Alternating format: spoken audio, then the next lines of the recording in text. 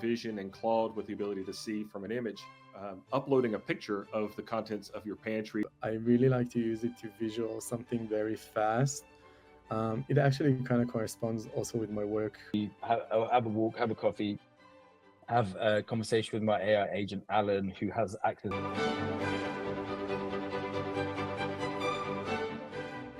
My work is very centered around developing AI and also utilizing it in a way to sort of optimize work processes and in a way to also be quite didactic, basically creating frameworks of how we should be using AI in a sense, in the way that we just talked about. So, how our brain is going to get affected by it, the neuroscience, the cognition behind it all, and yeah, how we can position AI within that kind of work-life spectrum, in a sense. Yeah, so I think so with life and I guess work too, they tie in together here. Is like a lot of my emails, I don't write them with AI, but I use AI to clean up the things I write. Because I work in a very like dump all my thoughts down very quickly fashion. So like if I'm responding to an email and I just like write a bunch of stuff like super fast, I'm like, dang, that does not look very professional. I should probably ask AI to clean it up. So I do that pretty frequently on my emails to just like kind of clean up what I wrote so that it looks like it basically conveys the tone that I want. I also use AI, of course, for like task organization, trying to keep basically like what Notion AI is doing, which is like helps you organize all of your tasks, tries to figure out like what needs to be done, and like automatically will prompt you for like things that might be related, right? So I've been doing that. And with work, I mean, my entire company is based on AI. So what's it you do? So yeah, every single asset that we generate is produced with AI. And now we're actually going to like is produced with AI, but also by AI through Roy. So you kind of like ask Roy to do something, and Roy like smartly understands like the best way to understand your prompt and create this complicated pipeline of AI agents to like correctly give you the media output that you want. True innovation touches the soul and sparks change. Creativity has no bounds when powered by AI. Step into greatness and shape tomorrow. Enter the Best of AI Video 2024 competition. And show the world the depth of your imagination.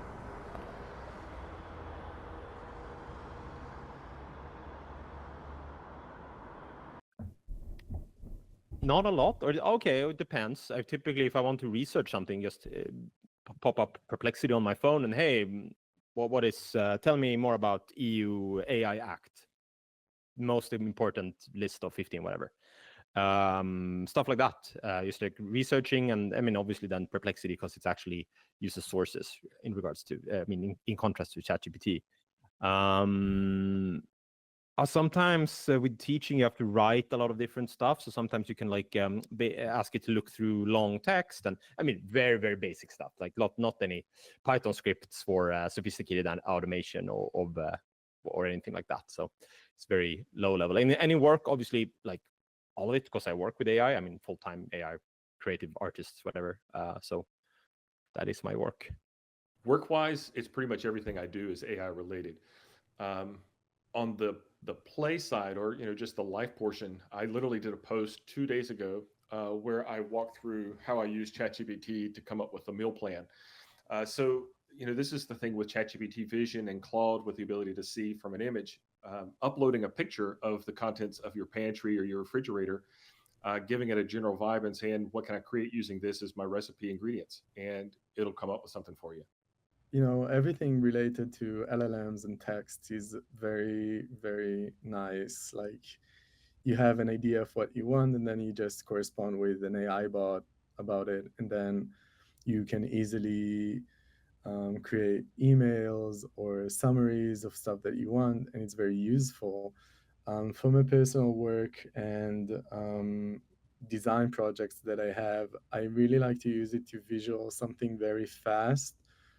It actually kind of corresponds also with my work with RTX Studio, because this is kind of like a tool that we are trying to bring to filmmakers that really want to have a visualization of something very fast in order to transfer an idea into reality, which is a major step for anyone working in creative backgrounds. So getting an idea there is one of the most significant steps of the creative process, because it exists in your mind, and then you need to have like something that you can communicate to other people and start discussing and creating and exploring, and it has to be kind of like a visual thing. So I really like to use AI to get something out there very fast, and then I'm able to correspond with it.